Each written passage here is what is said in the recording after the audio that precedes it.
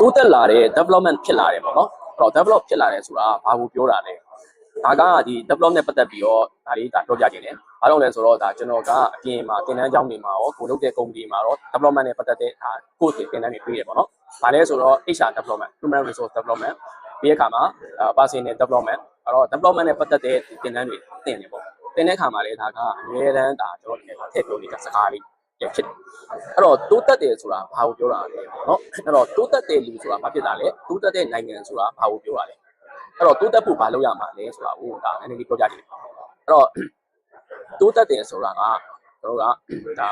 ပြောင်းလဲတာပေါ့အဲ့တော့ပြောင်းလဲတိုးတက်ဖို့ဆိုရင်ပြောင်းလဲရမယ်အဲ့တော့ develop ဖြစ်ဖို့ဆိုရင်ကျွန်တော်တို့ချိန်ရမယ်အဲ့တော့မချိန်ဘဲနဲ့ develop ဆိုတာမဖြစ်လာဘူးမချိန်မဲ့ develop ဖြစ်လာတာမရှိဘူး။ဘာကြောင့်လဲဆိုတော့ကျွန်တော်တို့လူတွေတော့ကဘာမှရှိတယ်အကုန်လုံးကတဖြည်းဖြည်းနဲ့ဆင့်ကဲဒါတိုးတက်ပြောင်းလဲလာတယ်။အဲ့တော့တိုးတက်တဲ့ဆိုရင်နောက်မှာပြောင်းလဲဆိုတဲ့စကားကပ်ပြီးပြောတယ်။အဲ့တော့ develop ရဲ့နောက်မှာကျွန်တော် change ဆိုတာကပ်ပြီးပြောတယ်။အဲ့တော့ဘာကြောင့်လဲဆိုတော့ change မဖြစ်ပဲ develop မဖြစ်ဘူးလို့ပြောချင်တာ။အဲ့တော့ဒီ develop ရဲ့ဖြစ်ဖို့ကို change management ကိုကျွန်တော်ကောင်းကောင်းနားလည်ရမယ်။နောက်ပြီးတော့ change ရမယ်ပေါ့။အဲ့တော့လူတွေကလည်းဆင့်ကဲဖြစ်စဉ်เนาะ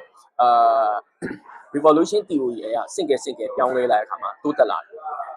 အဲ့လိုပဲဒီ develop ဖြစ်ဖို့ကိုကျွန်တော်တို့ကချိန်ရမယ်လို့ပြောတယ်အဲ့တော့မချိန်တဲ့လူကဘာဖြစ်လဲဆိုတော့နောက်ကျကြံခဲ့တယ်မချိန်တဲ့နိုင်ငံမချိန်တဲ့အဖွဲ့အစည်းမချိန်တဲ့လူတယောက်ကသူများရဲ့နောက်မှာကြံခဲ့တယ်အဲ့တော့ကျွန်တော်တို့ဖုန်းတွေတုံးတဲ့အခါမှာ mobile application တွေဆိုလဲ update လုပ်ရတယ်ဘာရှင်းမြင်ရတယ်ချိန်ရတယ်နောက်ဆုံးကိုဖုန်းကเนาะကို smartphone ကတိတ်အောက်သွားပြီဆိုရင်เนาะအရန်ကျွန်တော်တို့ဒါခက်နောက်ကျသွားပြီဆိုရင်ကျွန်တော်တို့ဒါဖုန်းအစ်စ်လဲရတယ်ပေါ့အဲ့လိုပဲလူတွေကလည်းကျွန်တော်တို့အများတန်းပြောင်းလဲရတယ်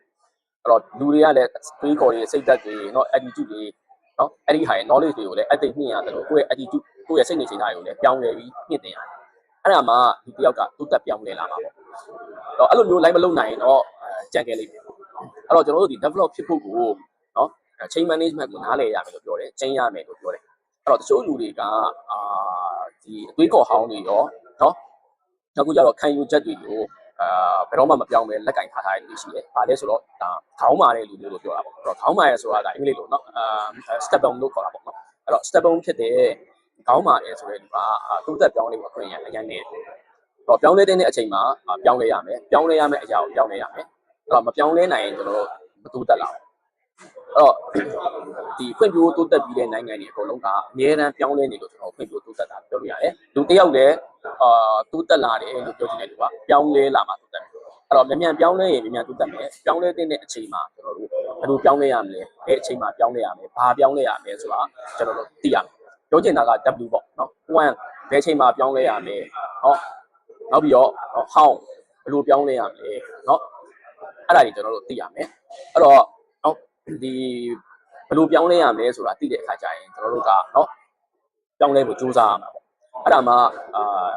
ဒီလူတစ်ယောက်ဖြစ်ဖြစ်နိုင်ငံတစ်ခုဖြစ်ဖြစ်အဖွဲ့အစည်းတစ်ခုဖြစ်ဖြစ်တိုးတက်မှာပေါ့နော်အဲ့တော့ပြောင်းလဲဘယ်လိုပြောင်းလဲမျိုးတည်တက်ဖို့ကတော့ကျွန်တော်တို့လေ့လာရမယ်ဟိုဖတ်ရမယ်မှတ်ရမယ်စဉ်းစားရမယ်တွေးခေါ်ရမယ်နော်ဒီအခါကျတော့ကျွန်တော်တို့ဒီအကုန်လုံးကျွန်တော်တို့အများအားလေ့လာသုံးသပ်နေရတယ်ဒါကြီးပြောင်းလဲရမယ်ဆိုတော့အဲ့တော့ဒီမပြောင်းလဲတဲ့လူကတော့ကျွန်တော်ဒီခေါင်းမာတဲ့လူကတော့ကြံခဲ့မှာဖြစ်တယ်အဲ့ဒါလေးကိုကျွန်တော်ပြောချင်တာဖြစ်ပါတယ်